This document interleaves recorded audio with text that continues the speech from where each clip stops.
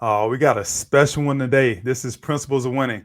I am Desmond Clark, the host of Principles of Winning, where we interview highly successful entrepreneurs, executives, athletes, politicians, and entertainers to discern their principles and disciplines that they applied in their personal and professional lives to create the mountains of success that they've experienced so we can too continue developing our personal and professional success playbooks for our own lives. But before we get started with our interview today, I just want to say a special thank you to my guy, Timothy Parker from Nationwide, who came on last week and gave us a great interview and so many different nuggets of wisdom on how to navigate corporate America successfully. Thank you, Timothy, for that. This episode of Principles of Winning is brought to you by Des Clark Speaks. Des Clark Speaks is your preferred keynote speaker and corporate team development specialist. We help executive team leaders create pinnacle team success by establishing principles of winning. If you want to learn more about how we help executive leaders like you build teams, build championship level corporate teams, go to www.desclarkspeaks.com for more information and sign up for our free executive roundtables. Now let's get into it. This next guest is a very, very special person to me, and I can't wait to speak with him. Ralph Wilson is a proud father, a supportive brother, a trusted friend, an inspiring motivator, generous philanthropist, and a fisher of man. As a site leader of DHL Supply Chain in Baltimore, Maryland, he is determined to lead his team to success and fully expect to be awarded the prestigious 2024 Diamond Award. And with that, let's bring on my brother, my big brother, my oldest brother, Mr. Ralph Wilson. How you doing, Ralph? Great, man. Great. Yes, sir. Yes, sir, man. It's been a minute since I seen you since you was down here in Florida over there in what Clearwater. It's been a few months, Stillwater. man. Yep. Yeah. So definitely glad to see you. And like this is a special one for me because you've meant so much to me over time. The things that you've done, things that you don't even know that you've done, has helped shape me into the person that I am. And I still seeing you do the same thing today with a number of other people. But I want to start with this. Let me go back to it. So I say it the right way. The prestigious 2024 Diamond Award. You say that you fully expect to win that award. What is that award? What does it mean to you in your industry, and why do you fully expect to win it? Hey, that's the football of the Super Bowl champs. So you the best of the best, and that's what we strive for. We strive to be the best, and every day that we get up, that's what we're reaching for, to be at the top of our game. So when everybody thinks of Baltimore and DHL Supply Chain, they think of us. Now talk about we. Who is we? DHL Supply Chain Baltimore. How many people is that? What goes into that? What about that site? Tell me a little bit more about who is we. Our site is we got about 22 associates, drivers, dock associates, and supervisors. And we reaching for that common goal of just being the best. So success is not achieved alone. It takes many of us together to be able to make that happen. And what do you guys do? What so people hear DHL, but there's many aspects to DHL, right? DHL is this supply chain, is this big global company. Explain what you and your team, what you guys do.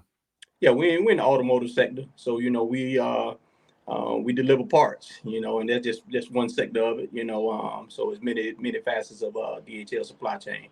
But my group out of Baltimore, we in the automotive sector. And for this prestigious award that you're talking about for 2024, what goes into that? What do you have to do? What are the metrics that they are grading you on to establish who is number one? Safety, definitely at the top of the agenda. Safety, culture, um, uh, many different metrics of meeting customer expectation, um, financials. Mm. A whole lot goes into us being the best. So we have to make sure that we hitting on all cylinders. It's just like winning the game. You Yeah, know, one it can't be lopsided. We got to be hitting on everything. right. You got to play offense, defense, and special teams. Absolutely. And that special team seemed like that's the safety part of it, right? Because man, you could change a whole lot if you have a couple of safety mishaps. It could shift the field. What is it that you have to do as the site? You're the site leader. What is it that you have to do to make sure that you guys are hitting all of these metrics? Tell me about everyday life for Ralph Wilson as the site manager at DHL Supply Chain in Baltimore.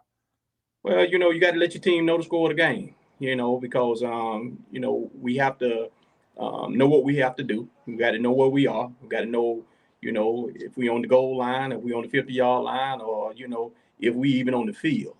Mm. So, we have to just make sure that as leaders and myself, supervisors, that we giving the team the score of the game so they, you know what to do to help them be successful.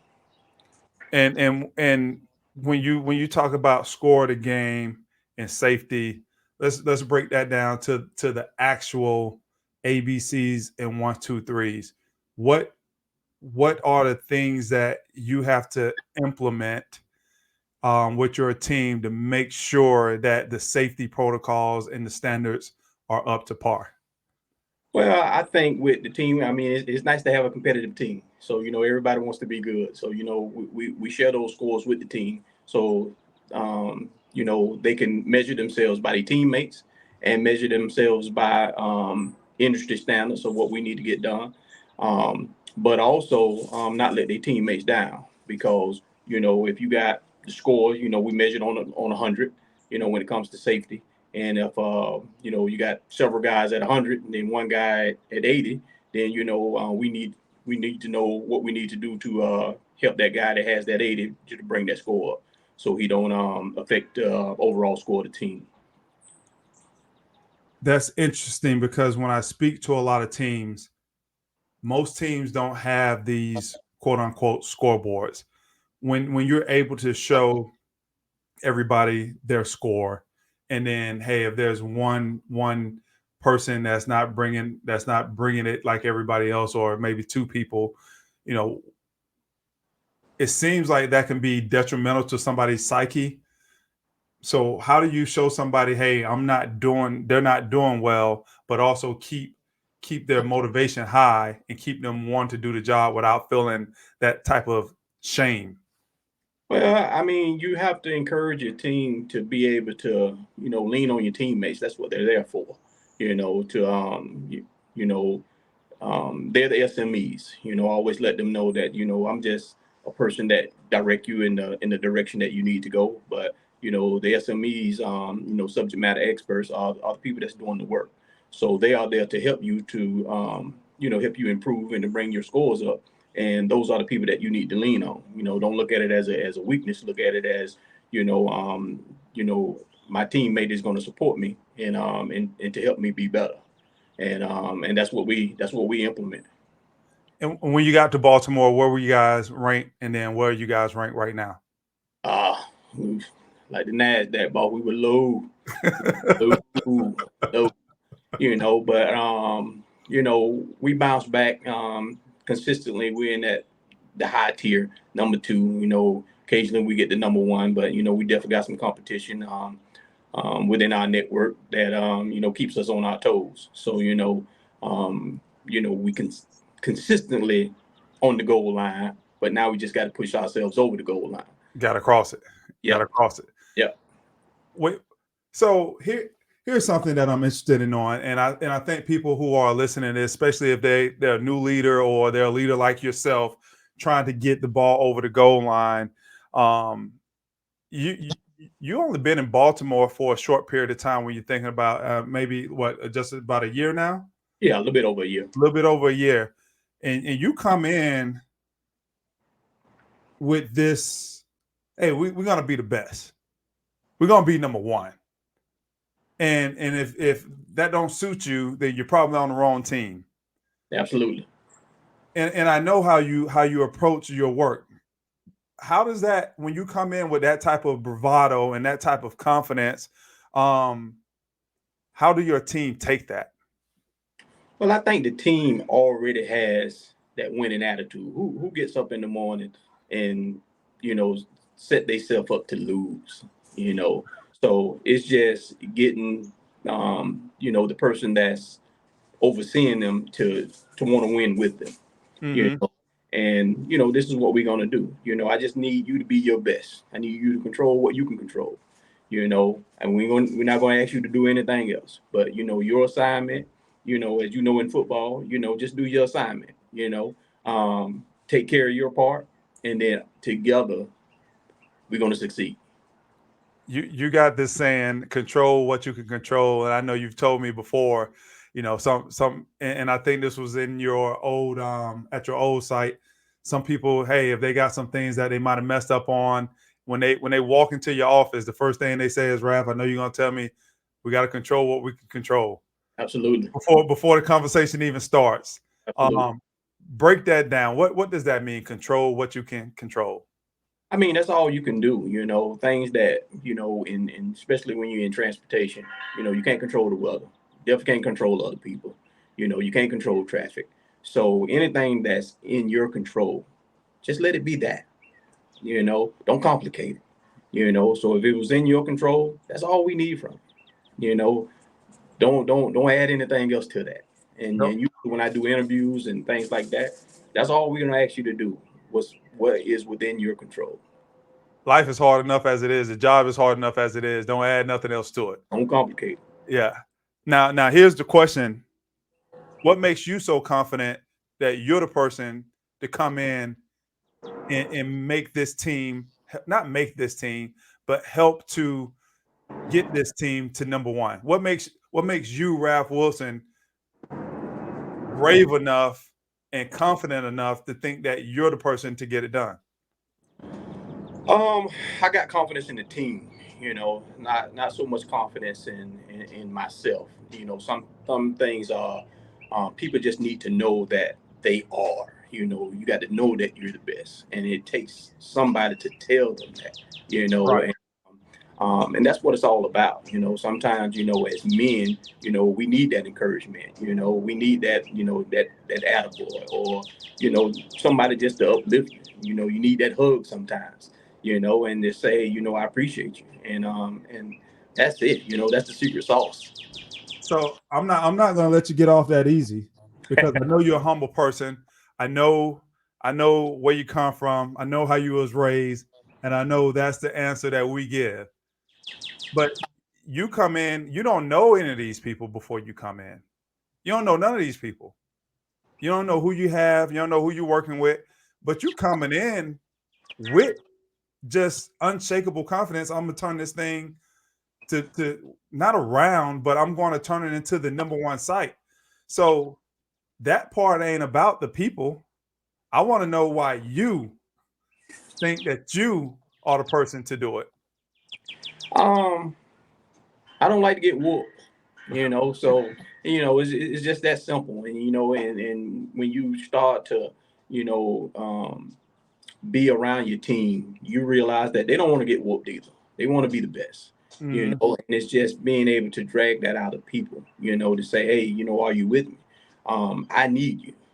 It's not about me. I need you. And I always tell my team, I need you more than you need me.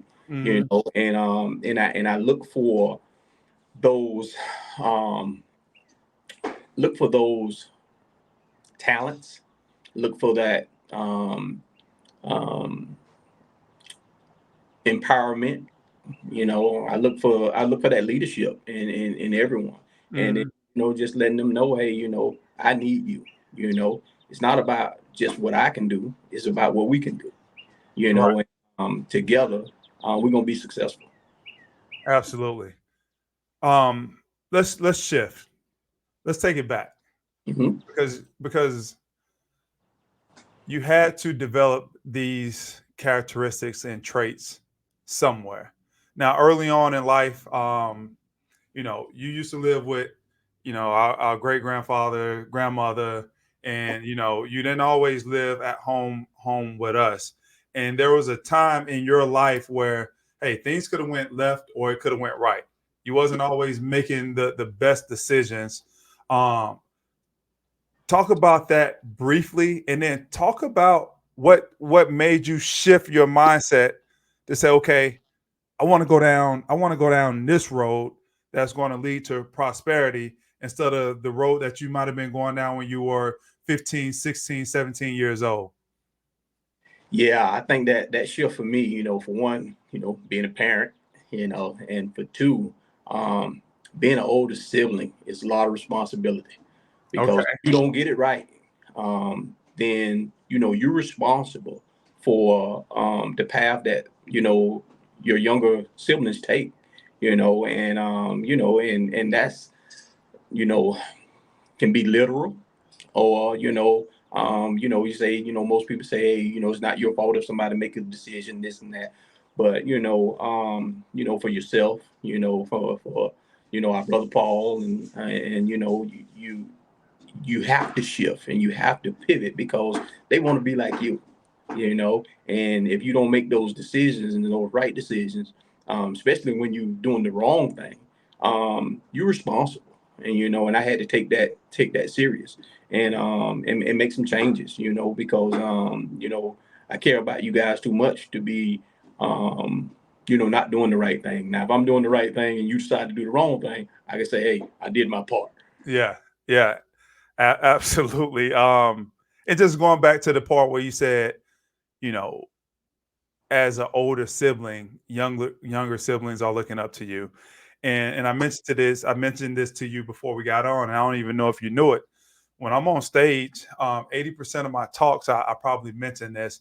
I mentioned how my father was on drugs. I mentioned how you was out on the street for that period of time. And I always mentioned that I was looking at my two biggest influences, and I was going to have to make a decision at some point which way I was going to go. And I just stop and I let everybody feel the gravity of what I'm talking about. And I say, hey, so just so y'all know how much influence my oldest brother had on me. When he started golfing, I went out and went to the flea market when I was at Wake Forest and bought my first set of golf clubs. When he started fishing, I bought a boat so we can go fishing. When Yeah. he drove an F-150, what kind of truck you think I'm driving right now? And I just paused and I let everybody just say an F-150. And that's the kind of influence you had on me because you was always that cool kid. Like you was always the person that had all the nice friends. You could do all the flips off the diving board and athletic and all of that stuff. So yeah, I wanted to be like my brother. And you're right. It was because of that shift that you made that it was like, okay, he used to do this, but now he's doing this. And the first thing I really noticed about your shift, because that shift wasn't easy, man. Yeah. Um, you were you were a stock boy at Albertsons, and you were working crazy hours, and your ass used to be tired as hell all the time. Talk, talk about, but I never seen you complain about it, and you was a young father at the same time. Yeah, you got to do what it takes, so work ethic, you have to get out there and make it happen, because you can complain about it, but it still needs to be done, so that was before control what you can control. But at the same time, some people are content being homeless, and I hope I don't have to do that, but you have to get out and make it work. So having a job, having two or three jobs, was a Mm-hmm. big deal for me. So work ethic. I mean, that was just a part of it. If it was a dollar to be made, show me how to do it. Right. Yeah, And that was that shift that I seen from. All right, my brother used to do this, but damn, like he working his ass off, like, and yeah, and I and I could see that, and that was the first time that I really seen work ethic. yeah. You know what I'm saying? That was my first time really just noticing and seeing somebody. Man, he go to Albertsons, and where were you? You were working somewhere else at the time. Oh right? man.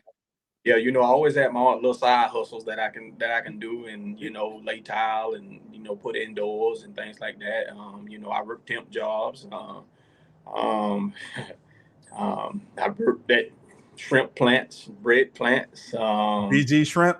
Yes, Yeah, sir. yeah, yeah. Yeah. I mean, if somebody was going to pay me, I was definitely going to learn it. So you went from working minimum wage jobs, temp jobs.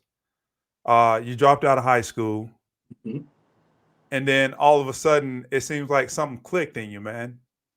And you wanted more, and you decided to go for it. What was it, a moment in your life that you just said, you know what, I'm sick of it, or I'm ready to go for it, or whatever it was? Was there a moment that you like it just switched for you? Yeah, that moment was you guys, and definitely being a parent, because I didn't want that responsibility of you guys not making it because you wanted to follow me, Hmm. so that's what it was all about, and me and Uncle Jimmy always talk that, man, people don't know the weight of being a older sibling. I mean, it's a Mm. lot of weight,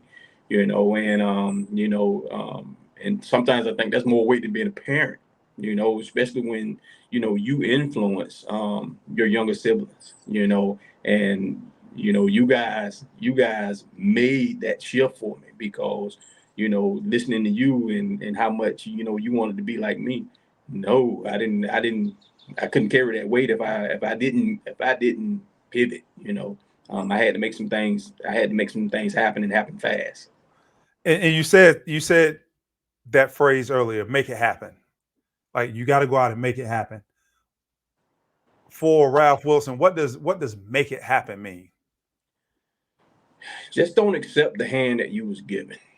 You Hmm.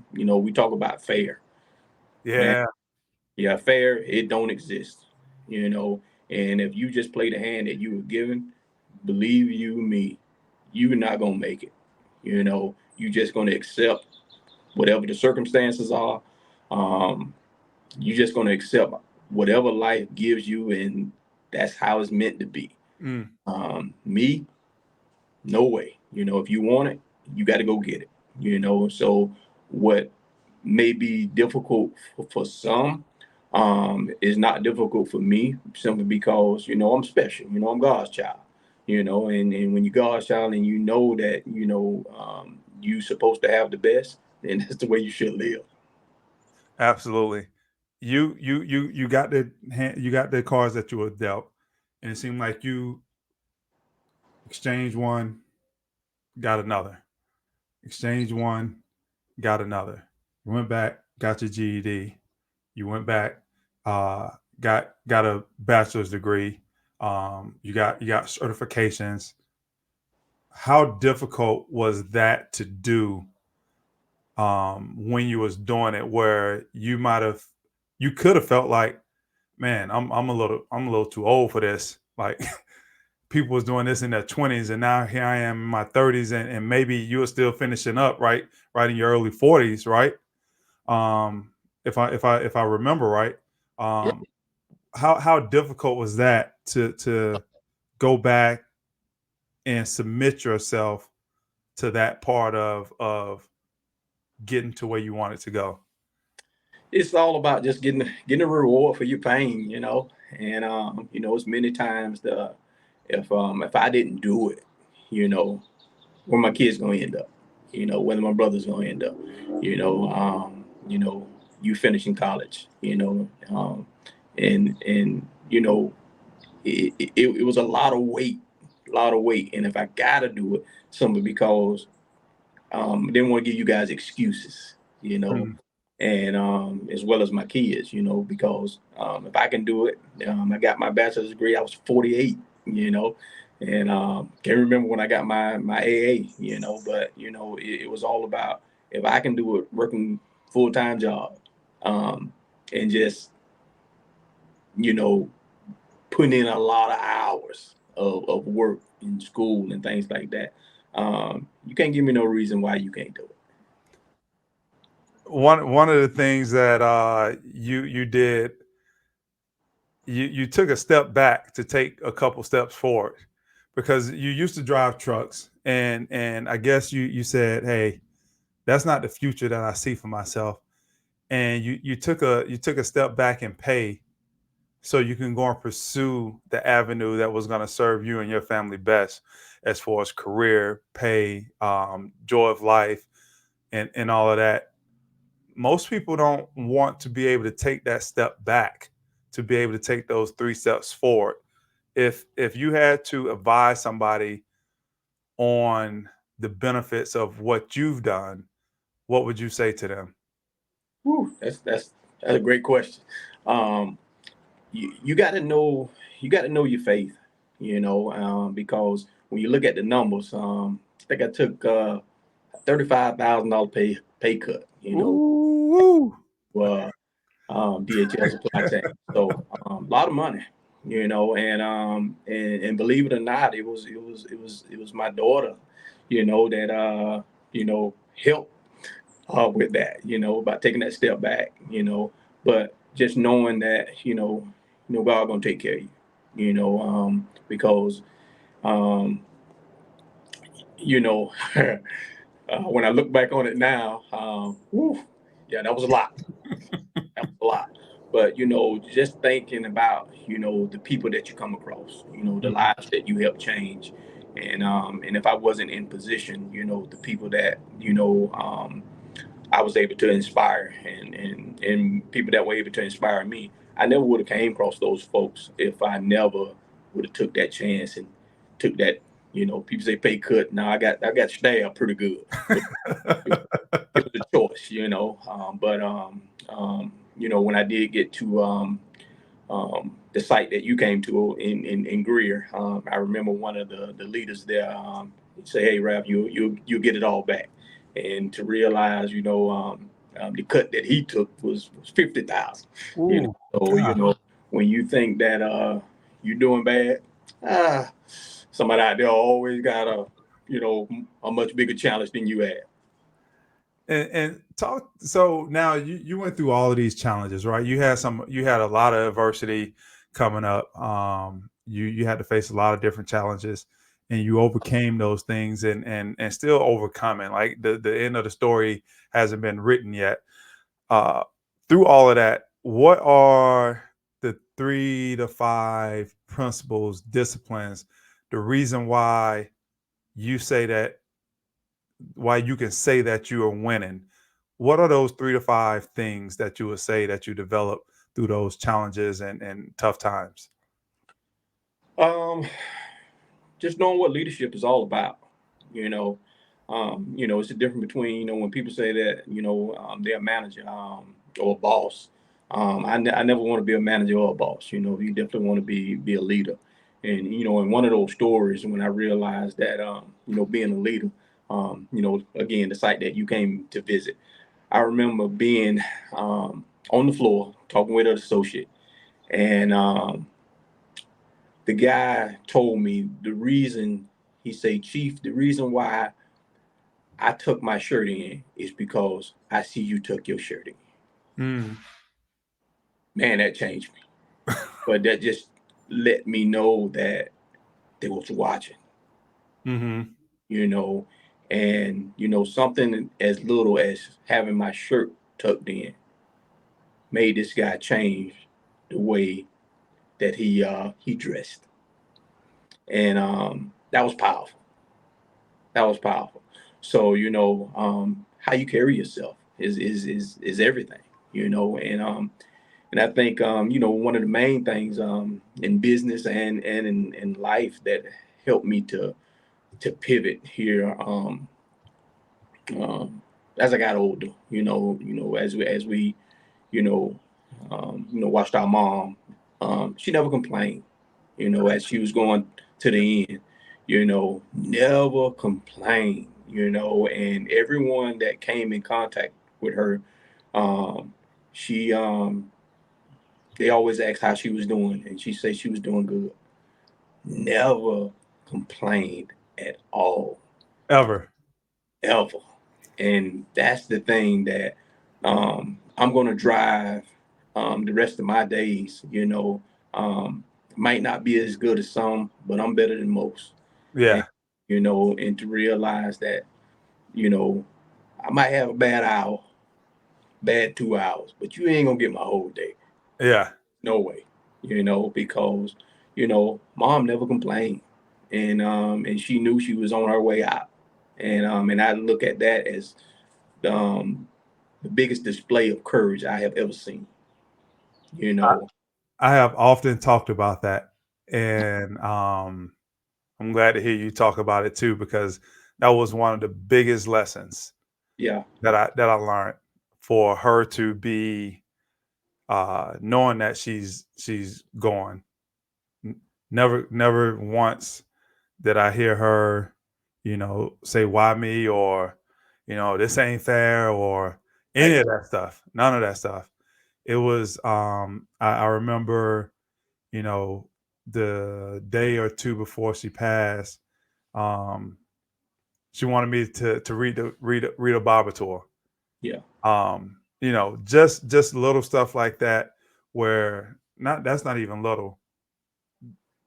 That big display of courage and strength. And you know why she was doing it. She was doing it for us.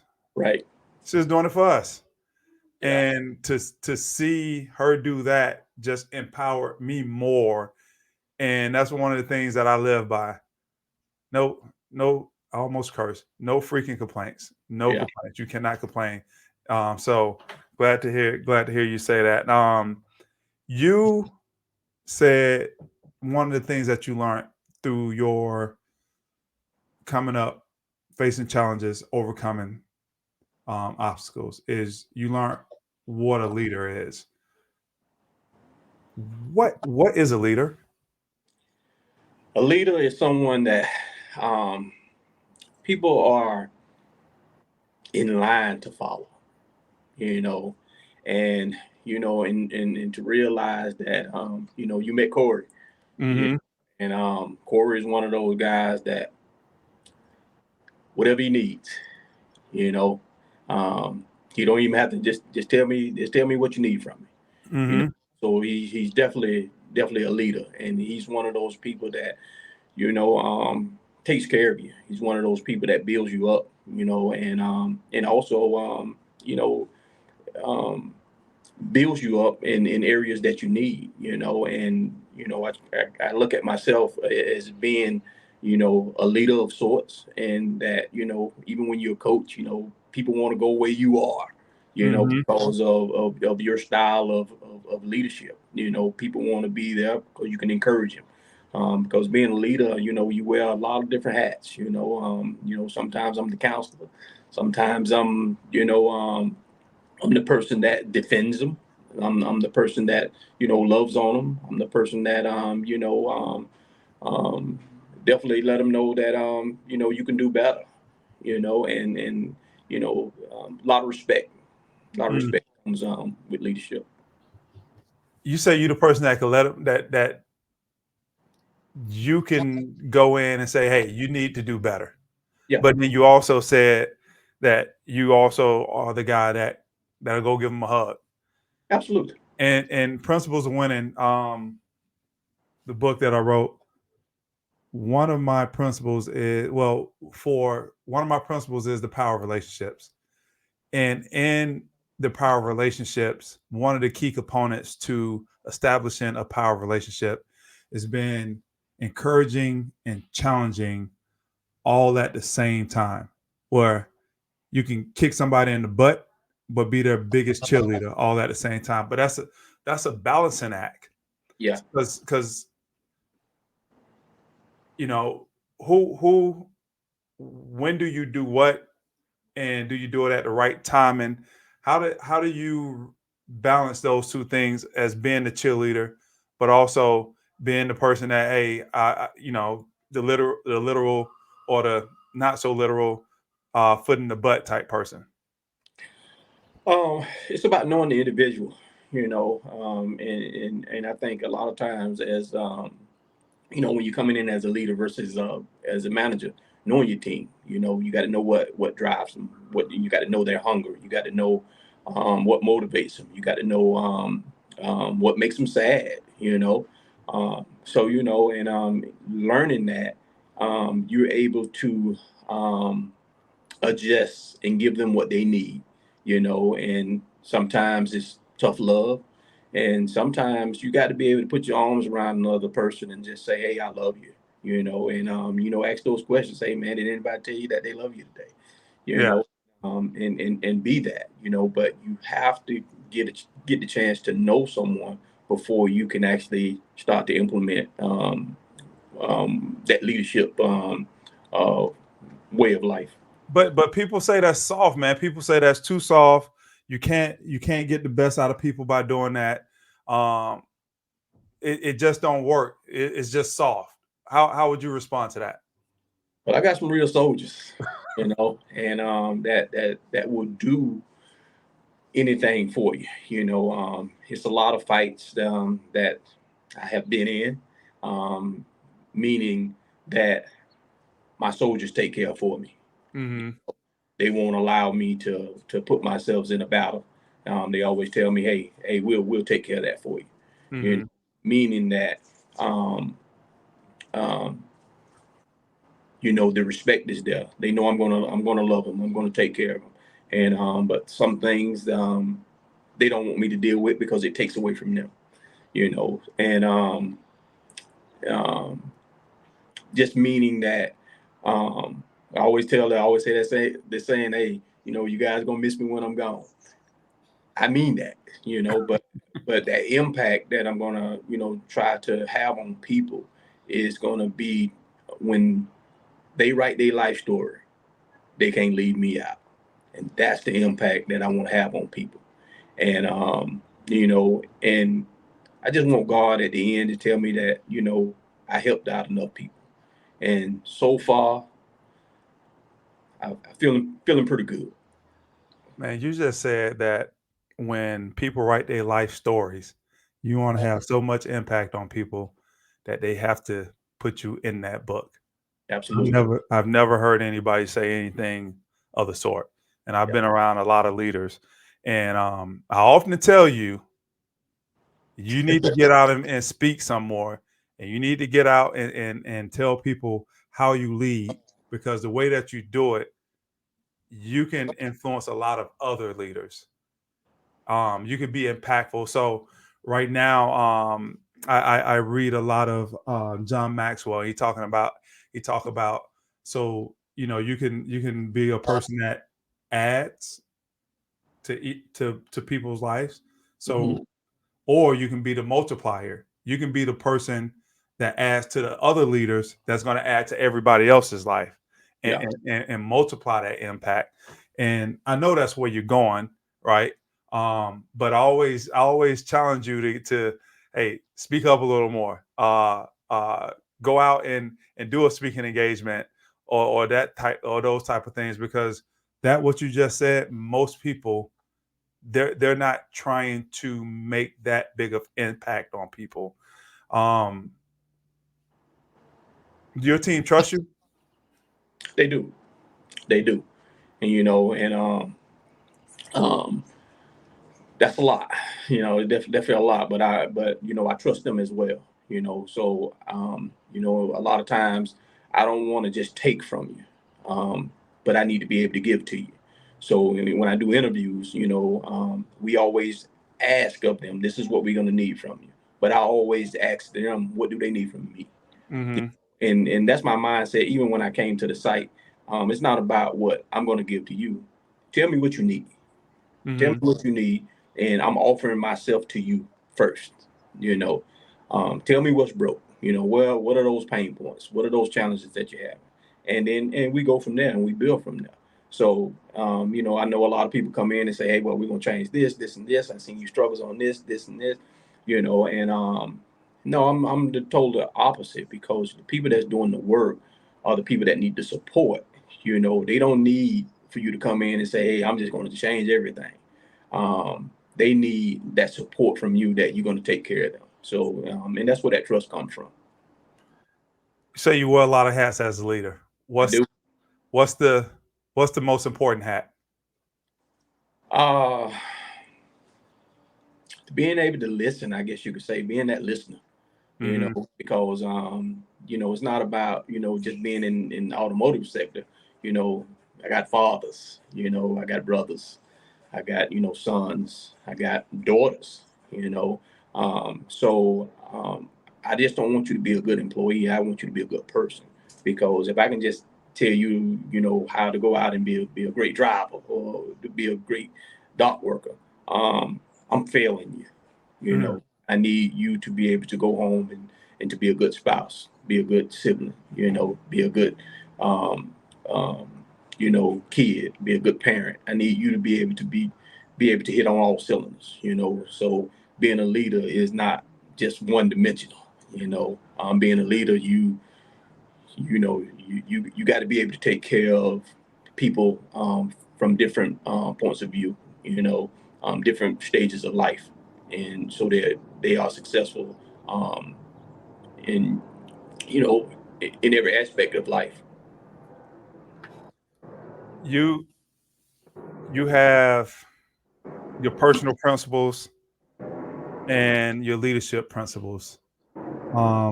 What are some of your you mentioned one, um, control what you can control. That's one of your leadership principles.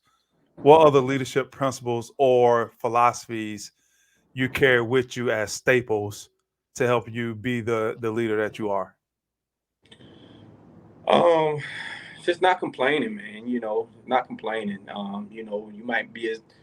You may be having a rough day, but you may not be as good as some, but better than most. I see people when I come to the site. One guy always say, "Hey, Ralph, I was looking for you. I needed that hug today," or and I always tell them that somebody's always willing to trade places with you on your worst day. You Mhm. know, and um it goes back to mom again, hey, never complain. Yeah. And so what do you have to be so down about, that you can't overcome? When someone is on their way out, and life is over, can you still smile and say, hey, it's gonna be a great day? We saw that. Yeah. And to the day, it's still amazing. Yeah. It is still amazing. Yeah. Um, man. So finish this sentence. As a leader, and you got to finish it with one word. As a leader, Ralph Wilson is one Can't. word or a phrase. I'll give you a phrase. Yeah, I say impactful. Ralph Wilson is impactful. As a person, Ralph Wilson is uh Loving, caring.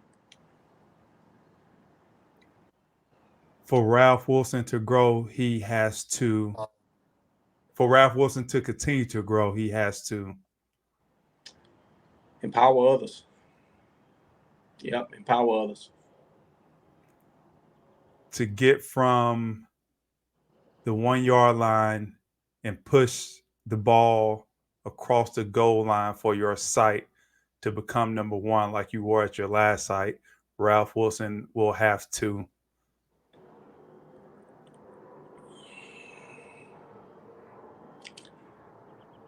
That's a good one. That's a good one. Um, Now, I'll give you more words on this.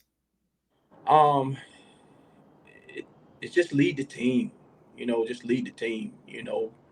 Um, the things that we do every day. We just have to continue to do them well and don't become complacent. You know, because sometimes when you get at the top, you realize, hey, I can relax a little bit. Hmm. So and we just can't do that. And definitely as a leader, the team didn't fail. As I failed. You know, Hmm. because they get the direction from me. You know, um, I just have to make sure I'm delivering the message, so the majority understands. And if they're not getting the message from myself, then I got to bring in a translator. Somebody else can perhaps give them the message. But if we don't win, it's because I didn't lead them right.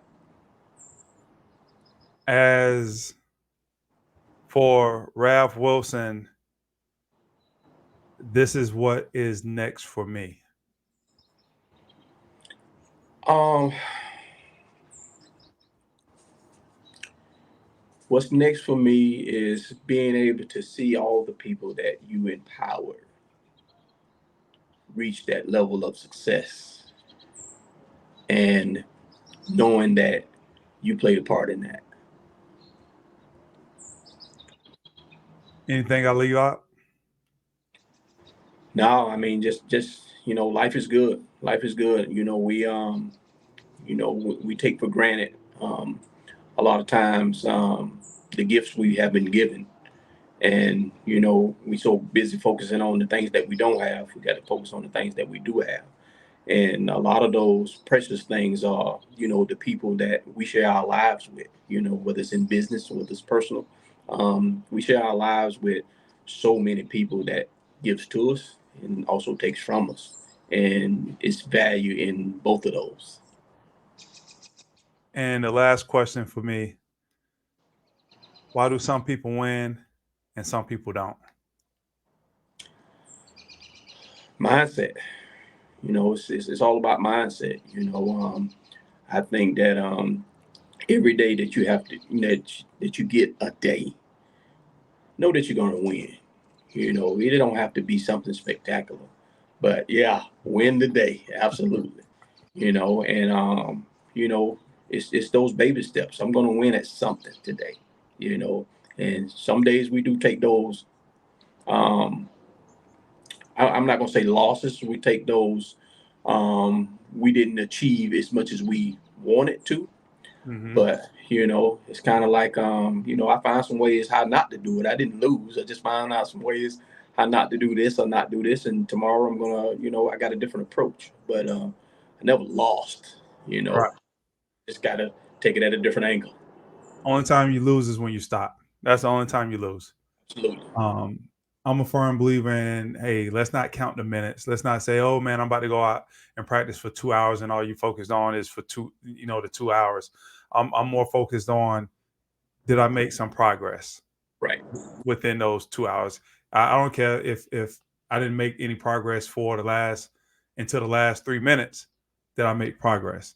How Right. much progress are we making day to day? Is like the most important metric if it could be measured in my mind for a winner. Yeah. Make progress. Because sometimes your progress is not going to be as much as the next person's. Sometimes it's going to be greater than the next person's. But for you, did you make enough progress for you to be satisfied with your work today? And if you Absolutely. could say yes, then go to sleep and feel good. Yeah, yeah. Because I remember I used to be on calls, and my director would call me out and say, "Hey, Ralph felt like he was in last place." Well, we wasn't in first place, And so and but that's the goal, and we got very talented teams that within our group, and they're just not going to lie down and give it to us. Right. But I know that we so much better than what the score was. As we were climbing towards the top. And still to this day, we're going to make that. And we're going to be consistently at the top. So when people mention winning, they're going to see Baltimore. And you told me last week you ain't interested in being the conversation. You want to be the conversation. The conversation. Yeah, yeah. We're just in the conversation now, but we want to Yeah, be. Yeah, absolutely. All the way. Baltimore is the conversation. absolutely. Everybody talking about us. And I have every belief that you're gonna do it. You've done it before. And that's another thing, man. Hey, how do you gain confidence? By providing evidence to yourself. and you've already provided evidence to yourself that you can get it done. You'll get it done. You'll get it done again here at Baltimore, even with the stiff competition. But this has been Principles of Winning, a special edition for me because that is my brother Ralph Wilson on the other side of the screen, a man who helped shape me into who I am by watching him. Never really said anything to him about, hey, you doing that made me want to do this. It's just watching what he did, saying, you know what, man, that work ethic. Dude, the dude works hard. And that's where I got my work ethic from this guy who you're saying right here. And we both got our temperament, our demeanors, and our attitudes from our mom. So, hey, this has been a special one. This is Principles of Winning. You guys check back in with us next week when we drop the next episode. See you on it. See you on the next episode. Peace.